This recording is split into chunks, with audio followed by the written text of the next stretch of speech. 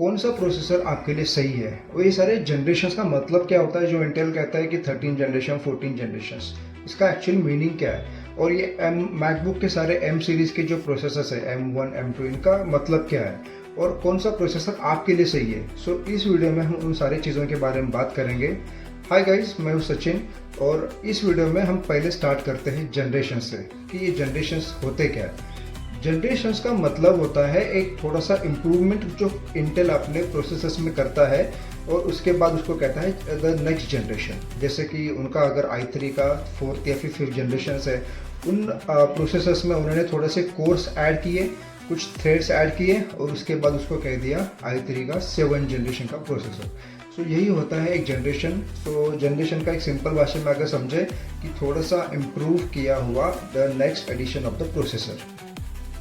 ये तो हो गई इंटेल की बात, लेकिन कभी आपने सोचा है कि जो AMD के पहले के प्रोसेसर्स आते थे, एथलॉन, फिनोम, FX, तो उन्होंने वो सारे प्रोसेसर का लाइनअप छोड़ के उन्होंने राइजन सीरीज क्यों चालू किया।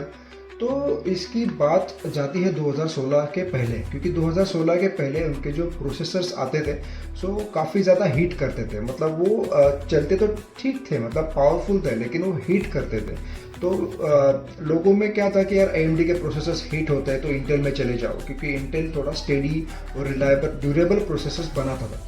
तो AMD ने क्या किया 2016 के बाद, उनको थोड़े से अपने प्रोसेसर में इम्प्रूवमेंट करने थे, तो they started the series called Ryzen.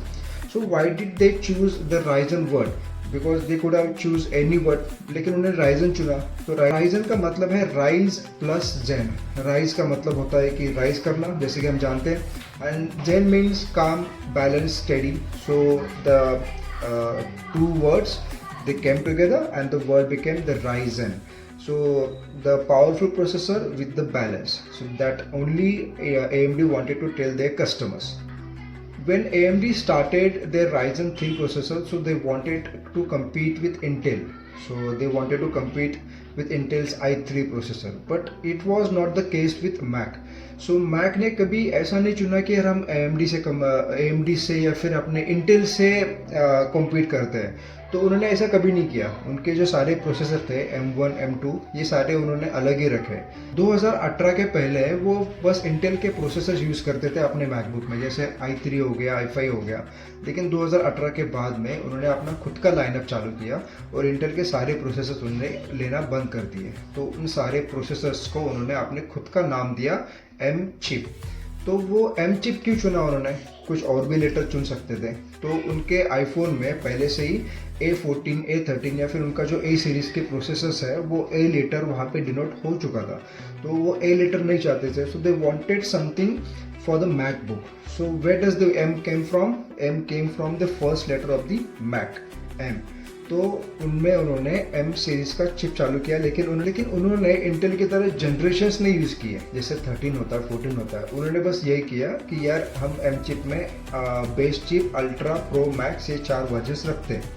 तो ये 4 वर्जन्स होते क्या है, जैसे कोई कहता है यार मेरा अल्ट्रा M4 चिप है, मैक्स M4 चिप है, तो उसका क्या मतलब होता है। कोर आइडिया ऐसा है, जैसे i3, i5 में आप जनरेशन्स देखते हो, जनरेशन्स जैसे जैसे ऊपर जाते हैं तो उनका एक पावर स्ट्रक्चर अच्छा हो जाता है। तो एप्पल के M चिप में ऐसा नहीं है। उनका ऐसा है कि यार चलो अल्ट्रा, प्रो, मैक्स हम 4 एडिशन देते हैं, उनमें से जो बेस चिप है उसमें से आप टेक्निकल ऐसे समझ लो कि उसमें कोर्स या फिर थ्रेड्स कम होते हैं, और आप जैसे जैसे आगे चले जाओगे, जैसे अल्ट्रा है, प्रो है, मैक्स है, उसमें वो कोर्स और थ्रेड्स बढ़ते जाते हैं। जो वन का बेस चिप है वो एक स्टूडेंट के लिए जो ब्राउजिंग करता है, यूट्यूब करता है, लेकिन एडिटिंग वगैरह कुछ नहीं करता, बेसिक काम है, उसके लिए M का बेसिक चिप है। उसके बाद आता है उनका प्रो मॉडल, मतलब M सीरीज़ में प्रो मॉडल। प्रो मॉडल उसमें है कि जिनको यार एडिटिंग करना है लेकिन ज़्यादा ग्राफिक्स में उनका काम नहीं है, बेसिक काम है, तो उनके लिए होता है प्रो मॉडल। उसके बाद आता है उनका मैक्स मॉडल। मैक्स मॉडल में क्या होता है, यार एडिटिंग करनी है लेकिन थोड़ी सी हेवी एडिटिंग करनी है, एडोब लाइटरूम या फिर दाविंची रिजॉल्व, मतलब अच्छे कलर ग्रेडिंग इफेक्ट्स करने हैं, रेंडरिंग करनी है, तो उसके लिए होता है अपना मैक्स मॉडल। और उसके बाद आता है उनका अल्ट्रा मॉडल, जिसमें वो करते हैं जैसे स्टूडियो का काम होता है, AI का वर्क फ्लो होता है, प्रॉपर 3D रेंडरिंग होती है, तो उनके लिए होता है अपना अल्ट्रा मॉडल। ये सारे चिप्स अपने अपने जगह पे अलग अलग यूजर्स के लिए उन्होंने डिफाइन किया हुआ है। तो वर्जन्स कुछ नहीं है, मतलब आप 4 अलग अलग सोच रहे हो, लेकिन वो एक तरह के जनरेशन्स है, लेकिन एप्पल उसको जनरेशन नहीं बोलता है, उसको अलग अलग तरह से वो स्केल करते हैं। तो आपके लिए कौन सा बेटर है? अगर आप एक नॉर्मल मल्टीटास्कर हो लेकिन ज़्यादा काम नहीं करना है, तो आप एक बेस चिप में भी आपका सारा काम हो जाएगा, क्योंकि एप्पल के जो चिप्स होते हैं, जैसे एम चिप है, वो इंटेल के सारे चिप्स या फिर अपने AMD कोई भी चिप आप उठा लो, उससे वो ज़्यादा ही अच्छा परफॉर्म करेगा। लेकिन वो सबके लिए नहीं है। जिनको एप्पल का एक एनवायरनमेंट है, वो एनवायरनमेंट उनको सूटेबल है, उनको पता है यार इसमें काम कैसे करना है, उनके लिए वो अच्छा है। लेकिन जो गेमिंग कर रहे हैं, जो रेंडरिंग का काम है, या फिर जिनको ग्राफिक्स में ज़्यादा काम है, उनके लिए इंटेल अच्छा मॉडल है। इंटेल में भी आप i7 पकड़ लो, i7 i9, ये अभी जो लेटेस्ट प्रोसेसर है वो अच्छा है। i9 का 14 जनरेशन का जो K सीरीज़ का प्रोसेसर है वो अभी लेटेस्ट है। तो अगर आपको काफ़ी हेवी काम करना है, मल्टीटास्किंग करनी है, तो उसके लिए वो अच्छा है। लेकिन जो बजट फ्रेंडली चाहिए, मतलब 90,000 1 लाख तक का आपका अगर बजट है एक डेस्कटॉप बनाने में या फिर एक लैपटॉप लेने में, तो आपके लिए i7 14 जनरेशन का प्रोसेसर सही है। हम इसके ज़्यादा डीप नहीं जाएंगे कि इसमें कितने कोर्स होते हैं, थ्रेड्स होते हैं। बस इतना समझ लो कि ये आप बेसिक एक पकड़ लो कि यार मुझे अगर जैसे काम करना है मल्टीटास्किंग वगैरह, तो उसके लिए i7 में भी आपका काम हो जाएगा।